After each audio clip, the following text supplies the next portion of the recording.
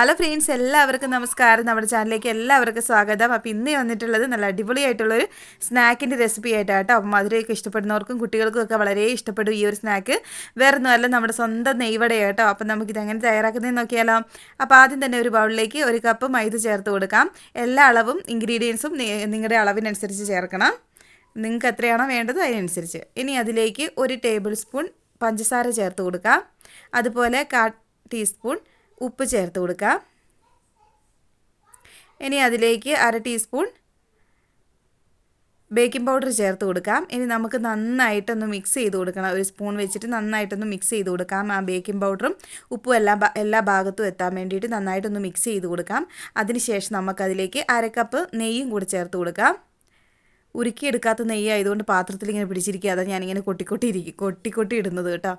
ഇനി നമുക്ക് നമ്മുടെ കൈ വെച്ചിട്ട് നന്നായിട്ടൊന്ന് കുഴച്ചെടുക്കാം. നമ്മൾ പുട്ടിനൊക്കെ കുഴക്കിയാലേ ആ ഒരു പരുവത്തിൽ നന്നായിട്ടൊന്ന് മിക്സ് ചെയ്യാം. ആ നെയ്യൊക്കെ എല്ലാ ഭാഗത്തും പൊടിയിൽ നന്നായിട്ട് പിടിക്കുക. നോടം വരെ നമുക്ക് നന്നായിട്ടൊന്ന് മിക്സ് ചെയ്യണം. അതിനുശേഷം അതിലേക്ക് 1/2 കപ്പ് തൈരും കൂടി ചേർത്ത് കൊടുക്കാം. തൈരൊക്കെ കുറേശ്ശെ ഒഴിച്ച് കൊടുത്തിട്ട് കുഴയ്ക്കുന്നതായിരിക്കും കുറച്ചുകൂടി നല്ലത്. നന്നായിട്ട് നമുക്ക് കുഴച്ചെടുക്കാം. നമ്മൾ ചപ്പാത്തി കുഴയ്ക്കുന്ന ആ ഒരു പരുവത്തിൽ. ഇനി നിങ്ങൾക്ക് കുഴഞ്ഞിട്ട് ആയില്ലെന്നുണ്ടെങ്കിൽ വെള്ളം ഒഴിച്ചും കുഴച്ചെടുക്കാം. തൈര് ഒഴിച്ച് കുഴച്ചതിന് ശേഷം ആവശ്യമുണ്ടെങ്കിൽ മാത്രം ഒഴിച്ചാലും മതി.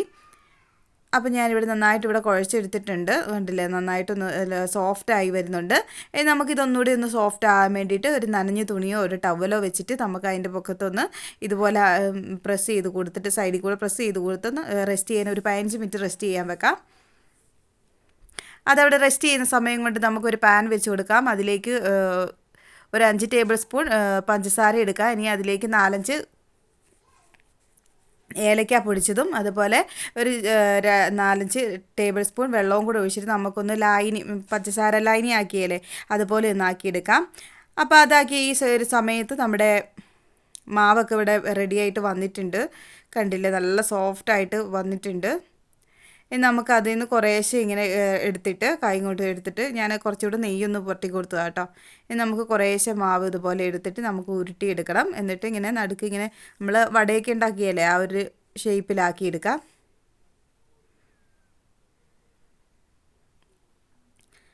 നന്നായിട്ടൊന്ന് ഇതുപോലെ ഒന്ന് ആക്കി കൊടുത്തിട്ട് നമ്മുടെ തന്തമ്പറിൽ വെച്ചിട്ട് ജസ്റ്റ് ഒന്ന് അകത്തോട്ട് ഇങ്ങനെ പ്രസ് ചെയ്ത് കൊടുക്കുക.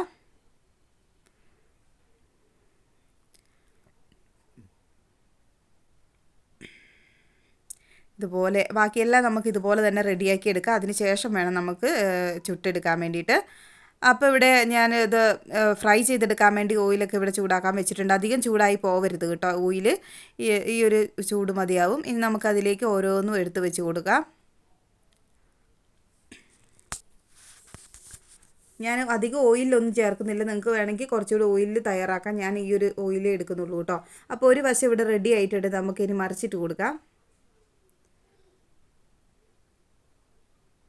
കണ്ടില്ലേ, കരിഞ്ഞൊന്നും പോയിട്ടില്ല കേട്ടോ. ആ ഒരു വശം വെന്തിട്ടുണ്ട്. ഫ്ലെയിം എപ്പോഴും അഡ്ജസ്റ്റ് ചെയ്ത് വെക്കണം.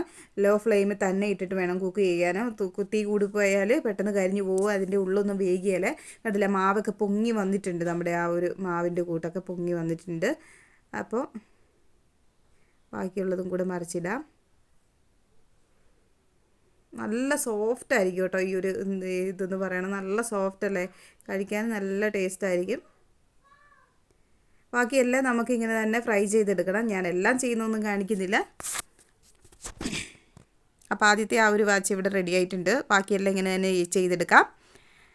അപ്പോൾ ഞാനിവിടെ എല്ലാം ഇവിടെ റെഡിയാക്കി എടുക്കുന്നുണ്ട്. ഞാൻ റെഡിയാക്കി എടുക്കുന്നത് നമ്മൾ ആ മാറ്റി വെച്ചിരിക്കുന്ന പഞ്ചസാര ലൈനില്ലേ അതിലേക്ക് മുക്കിയെടുക്കും കേട്ടോ. അപ്പോൾ തന്നെ ആ ചൂടോടുകൂടി തന്നെ മുക്കിയെടുക്കുക. ഇനി കുറച്ച് ഇതുപോലെ നമുക്ക് കോരി ഒഴിച്ച് കൊടുക്കാം. അപ്പോൾ നമ്മുടെ നെയ്വടയൊക്കെ ഇവിടെ റെഡി ആയിട്ടുണ്ട്. കണ്ടില്ല, നല്ല സൂപ്പറായിട്ട് വന്നിട്ടുണ്ട്. ടേസ്റ്റും അടിപൊളിയാണ് കേട്ടോ. അപ്പോൾ നിങ്ങൾ ഈ മധുരമൊക്കെ ഇഷ്ടപ്പെടുന്നവരുണ്ടെങ്കിൽ തീർച്ചയായിട്ടും ഈ ഒരു റെസിപ്പി ഉണ്ടാക്കി നോക്കണം കേട്ടോ. അപ്പോൾ നിങ്ങൾ വീഡിയോ ഫുള്ള് കണ്ട് സപ്പോർട്ട് ചെയ്യണം. അപ്പോൾ നിങ്ങൾക്ക് എല്ലാവർക്കും ഇന്നത്തെ ഈ വീഡിയോ ഇഷ്ടപ്പെട്ടെന്ന് വിചാരിക്കുന്നു. ഇഷ്ടപ്പെട്ടാൽ ലൈക്ക് ചെയ്യണം, ഷെയർ ചെയ്യണം, അതുപോലെ സബ്സ്ക്രൈബ് ചെയ്തൊന്ന് സപ്പോർട്ട് ചെയ്യണം കേട്ടോ. അപ്പോൾ കുട്ടികൾക്കൊക്കെ ഒരുപാട് ഇഷ്ടപ്പെടും ഈ ഒരു റെസിപ്പി. അപ്പോൾ നിങ്ങൾ സ്കൂൾ വിട്ട് വരുമ്പോൾ കുട്ടികൾക്കൊക്കെ തീർച്ചയായിട്ടും ഉണ്ടാക്കി കൊടുക്കണം. അപ്പോൾ ഞാൻ ഒരെണ്ണം കഴിച്ച് നോക്കിയിട്ട് ഉണ്ടോ, നല്ല ടേസ്റ്റായിട്ട് വന്നിട്ടുണ്ട് കേട്ടോ. നല്ല സോഫ്റ്റായിട്ട് ആ ഉള്ളൊക്കെ നല്ല വെന്ത് നല്ല കറക്റ്റായിട്ട് വന്നിട്ടുണ്ട്. അപ്പോൾ അടുത്തൊരു വീഡിയോ ആയിട്ട് വരുന്നോടം വരെ ബൈ ബൈ.